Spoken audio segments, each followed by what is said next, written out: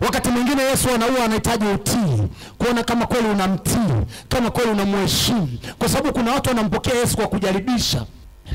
Kuna watu mnakaa na Yesu kwa kujaribisha, nione kama biashara itaenda, nione kama ataniponya magonjwa, nione kama maisha yangu yatabadilika, nione afu nimjaribisha. Hapana, Yesu sio kumjaribisha. Yesu hajaribishwi. Na maandiko yanasema usimjaribu Bwana Mungu wako, usimjaribu katika jina la Yesu.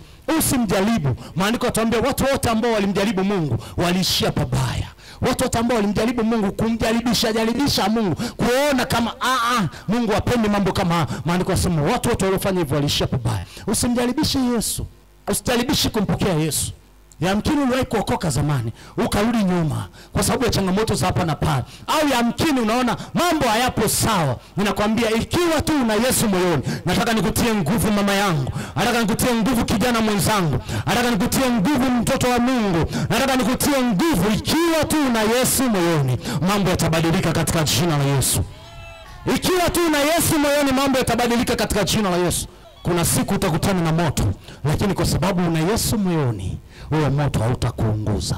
Kuna siku utakutana na simba, lakini kwa sababu una Yesu moyoni, hao simba hawatakudhuru. Kuna siku utakutana na nyoka, lakini kwa sababu una Yesu moyoni, huyo nyoka hatakudhuru. Kuna siku utakutana na ajali, lakini kwa sababu una Yesu moyoni, hiyo ajali haitakupata wewe katika jina la Yesu. Maandiko yanasema baya hatakupata wewe. Anasema utasitirika katika haki. Kuna silaha ambazo wengine zitawapata, lakini kwa sababu wewe unaye Yesu moyoni, anasema kila silaha inayofanyika juu yako haitafanikiwa, na kila ulimi wa ila Bwana atahukumu kuwa mkosa. Bwana atahukumu watesi wako katika jina la Yesu. Watu ambao wanakuwazia mabaya, Bwana akahukumu jioni leo katika jina la Yesu. Watu ambao wanawazia mabaya familia zetu, Bwana akahukumu jioni leo katika jina la Yesu. Haleluya!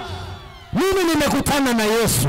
Binafsi naona kuna siku nilikutana na Yesu, na bado naona kama naendelea kukutana naye siku kwa siku. Naona kama vile anaendelea kunibadilisha siku kwa siku. Ndio maana maandiko yanatuambia hivi, ya kwamba utu wetu wa ndani unafanywa upya siku kwa siku. Pamoja na kwamba utu wetu wa nje unalegea, utu wetu wa nje unachakaa, lakini utu wetu wa ndani unafanywa upya siku kwa siku, kwa sababu tunakutana na Yesu siku kwa siku. Kwa japokuwa kuna mambo ya kutuchosha katika dunia, lakini utoto wa ndani hauchoki.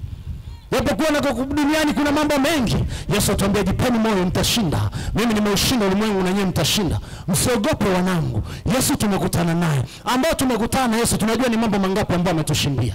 Nasema tena, ambao tumekutana na Yesu tunajua ni mambo mangapi ambayo Yesu ametushindia.